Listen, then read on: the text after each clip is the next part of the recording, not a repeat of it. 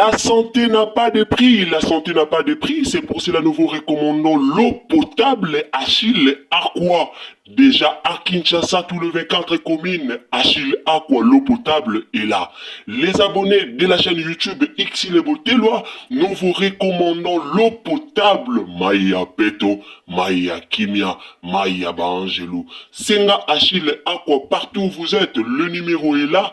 Écrivez-nous, appelez-nous, contactez-nous. Nous sommes là et la livraison à domicile, ça s'est fait avec beaucoup de sécurité. Achille Aqua, Maya Kimia, Yapeta.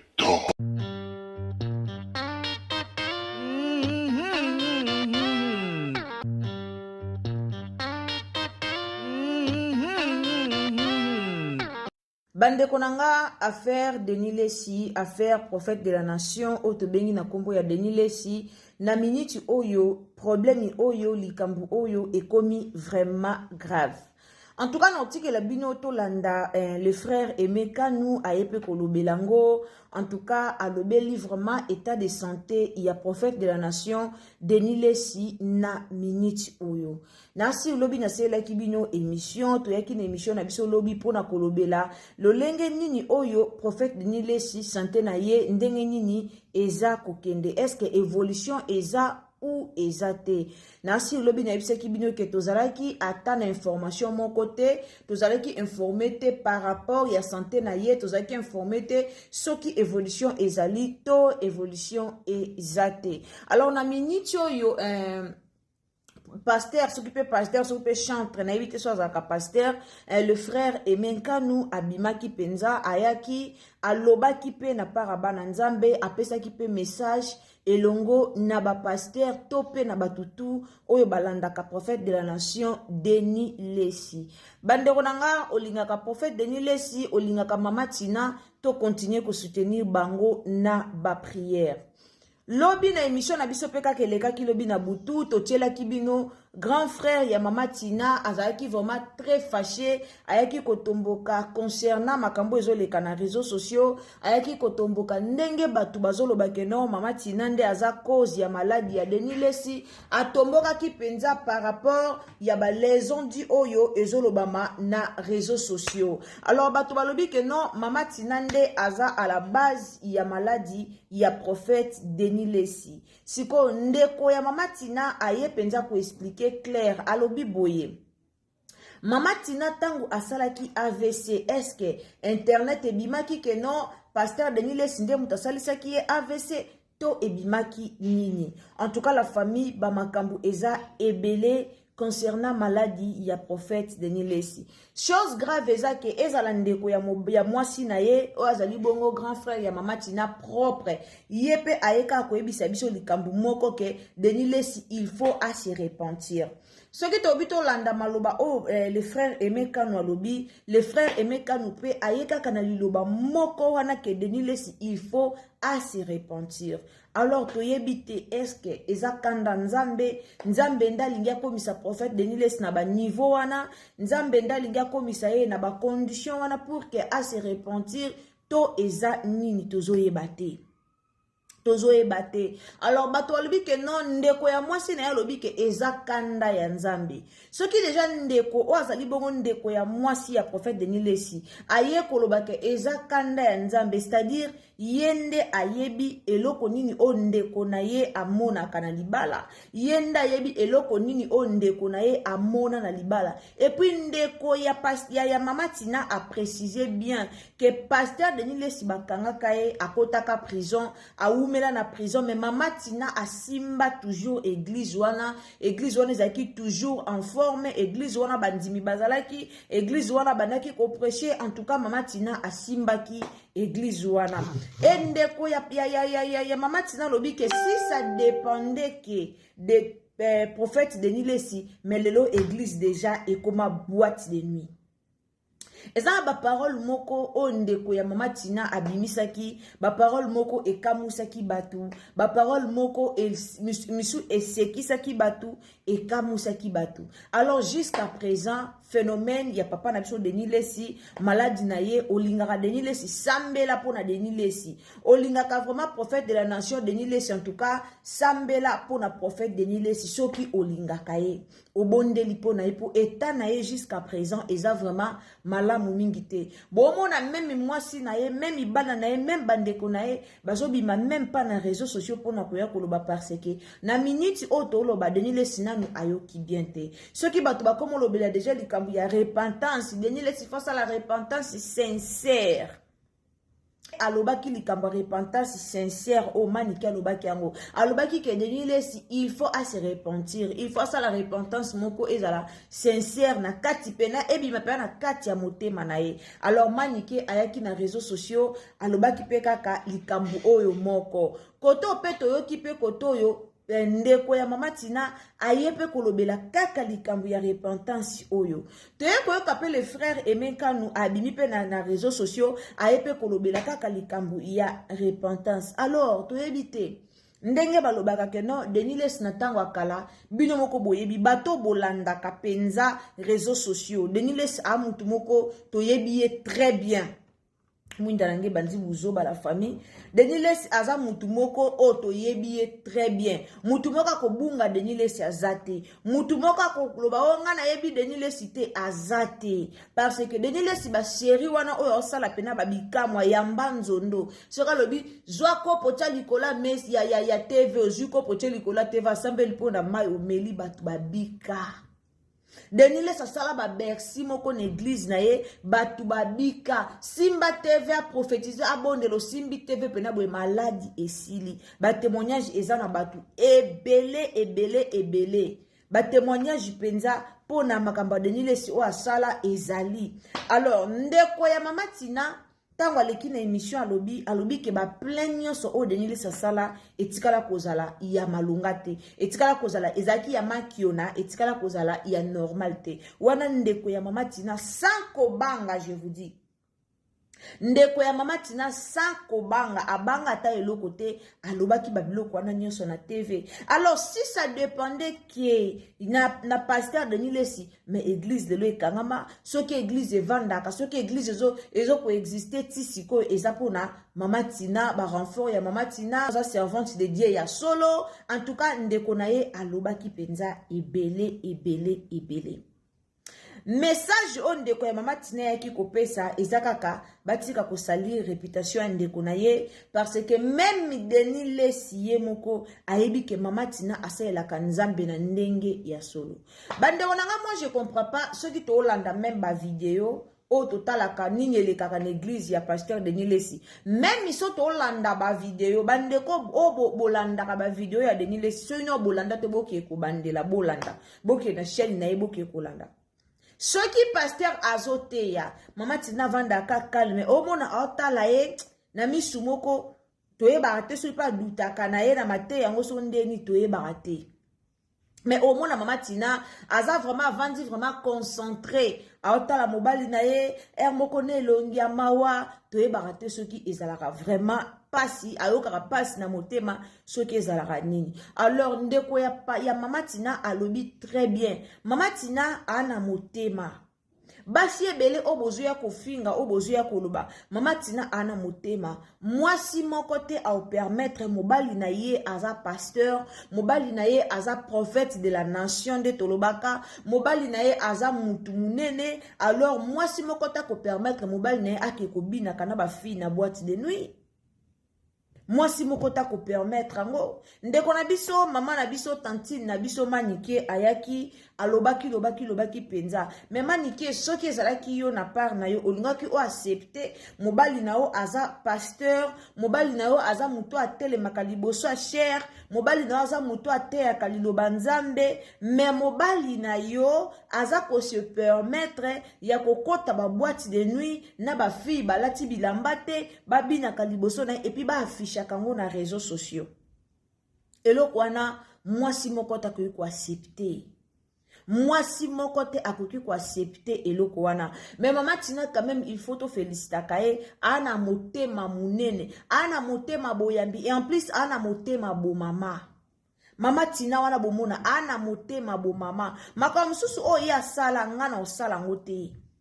Ngana osala ngote, moi je peux pas autoriser mobalo aza serviteur de Dieu, mobalo aza pasteur, mais à côté kaneba boîte de nuit, azo s'afficher nae partout, azo s'afficher, azo sala nae makambo ya tina te, azo sala nae makambo azo se pelisa nzambe te. Alors moi si de son côté à se sentir humilié, alors mimona humiliation moko bwe liboso na ye.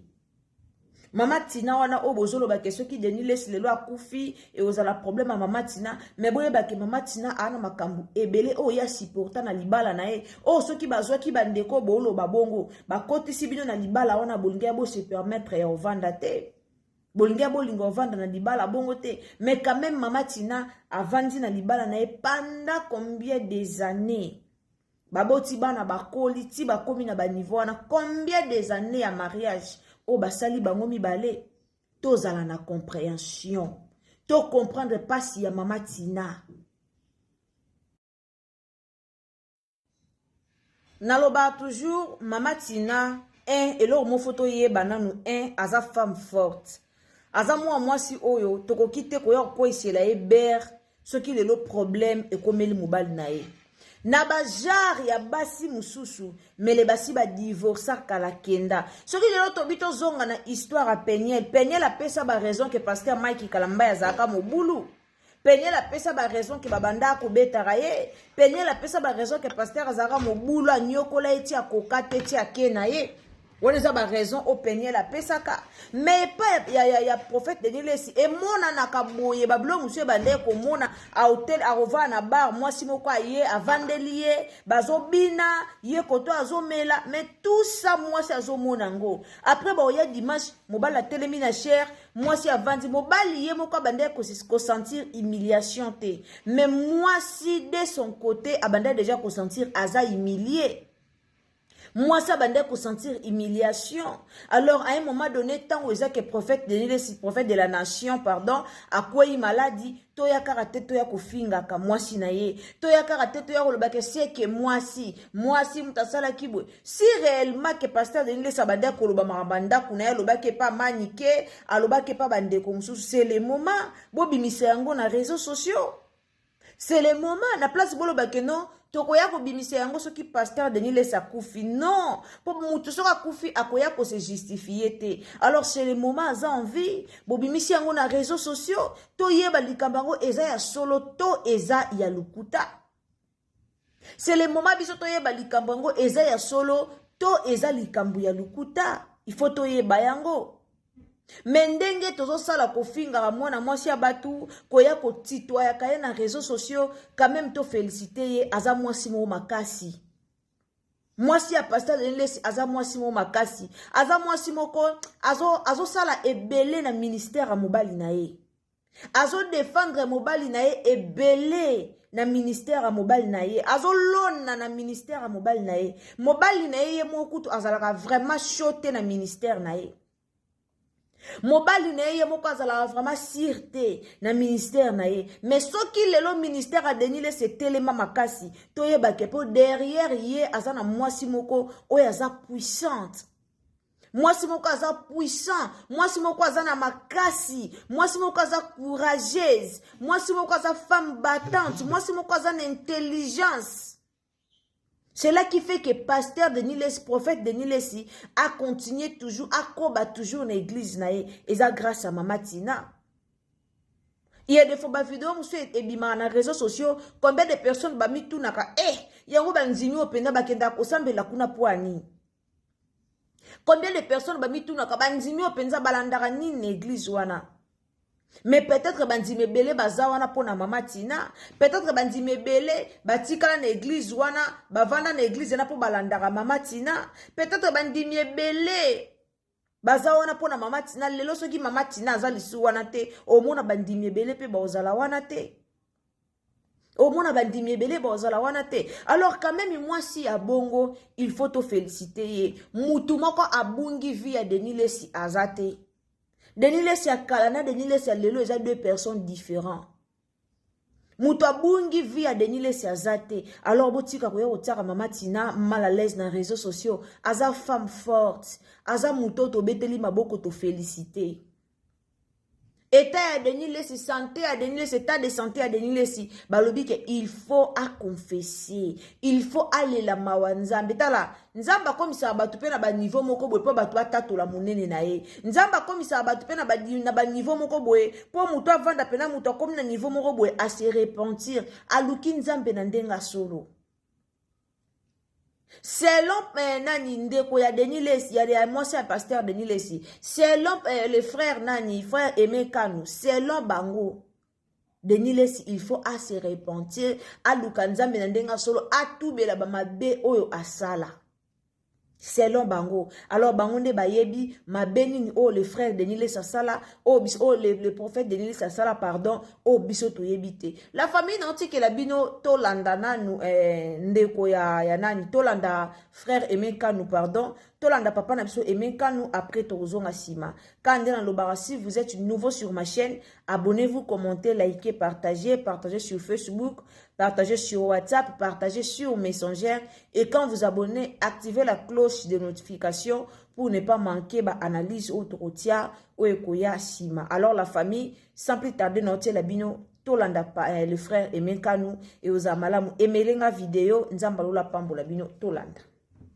Dossier, il y a Denis Lesi. Moi, ça m'a fait mal. Quand j'ai appris ça, je me dis, Seigneur, j'espère que ce n'est pas vrai. Je souhaite et j'espère que ce n'est pas vrai. Mais je pense aussi que ça peut être un temps pour que Nzambe Asolanaye bien. Parce que très souvent, en tant que Basali Nzambe, Dieu nous avertit de multiples façons. Et plusieurs fois. Ce que vous avez fait, peut-être contre mieux. Et là, tu n'auras pas le choix que de l'écouter.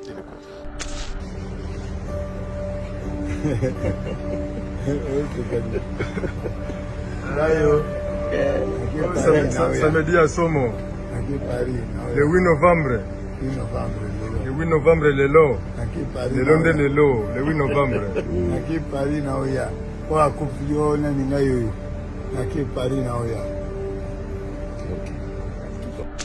Ce que je dis l'autre fois, qui sait, c'était un message pour lui, pour que Azo à disposition, pour qu'il revienne comme il était avant. Moi, je te le dis, et à la prédication, et à la prophétie, tout ce qu'il faisait à l'époque, moi je le considérais, je le voyais un homme de Dieu, un serviteur de Dieu.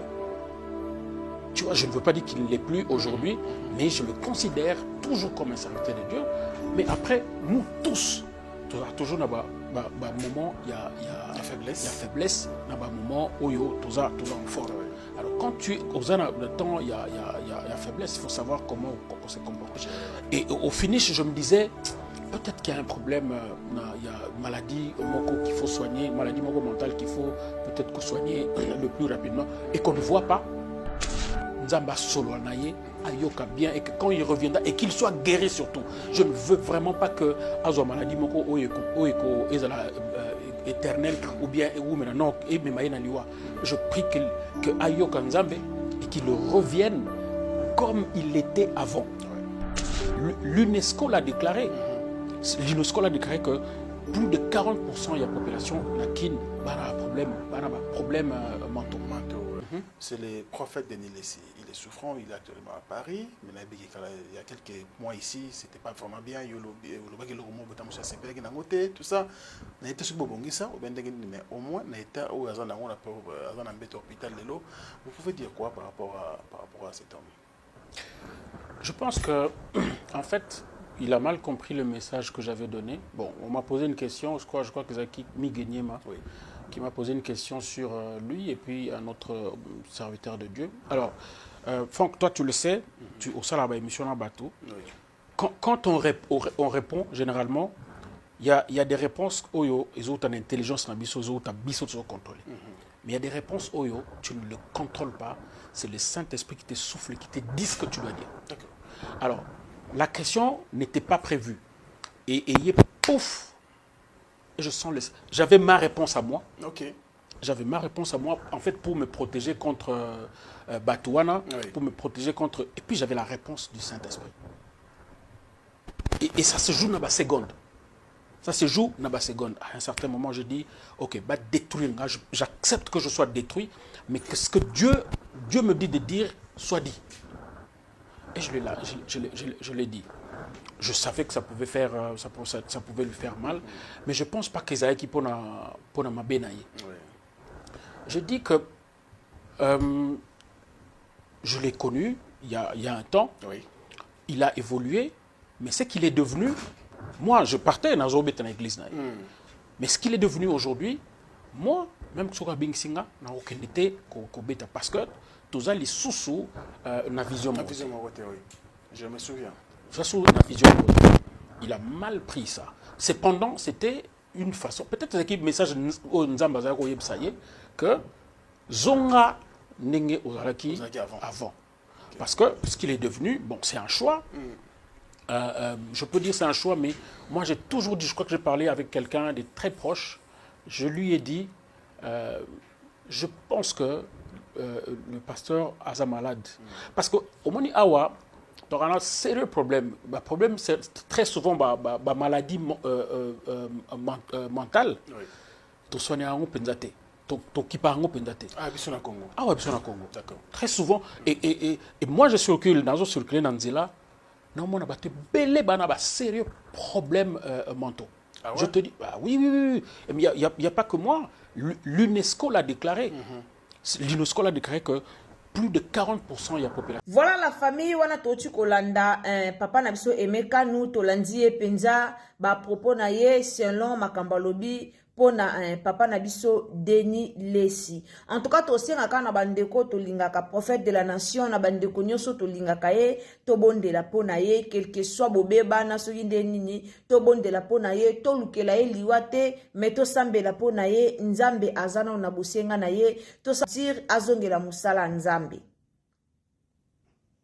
Tosambela po na ye po nzambe azano na posa na ye en tout cas et ozala bien libondeli ya yo libondeli ya nga libondeli ya ndeko mususu et osala force pour que pasteur Denis Lesi, prophète Denis Lesi, à se rétablir, à zongela biso lisusu, ndenge a mesana. Alors ndenge bato balobi que il faut à se repentir, donc il faut à tout bela, yemo kwa yebi, yena nzambe na ye, yemo kwa yebi nini o ya sala, yemo kwa yebi eloko nini o yefo asala, yemo kwa yebi nini o yefo aloba, yemo kwa yebi nini o ezo senga, pour que ye azongela ndenge azalaki. Nzamba lola pambola bino tokutani à la prochaine occasion. Ceux qui t'attendent Nzambe a zongite. Karande tolobaka. Abonnez-vous, commentez, likez, partagez. Partagez sur Facebook, partagez sur WhatsApp et puis partagez sur Messenger.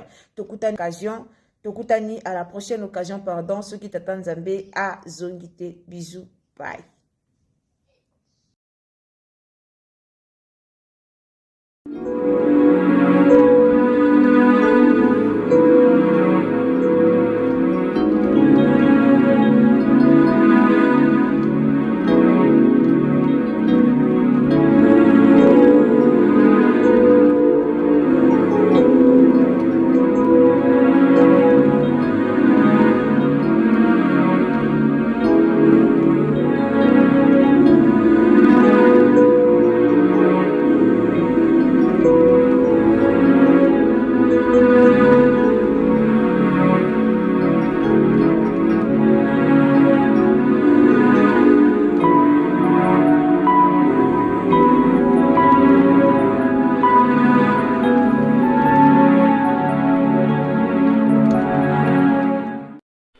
La santé n'a pas de prix, la santé n'a pas de prix, c'est pour cela nous vous recommandons l'eau potable Achille Aqua.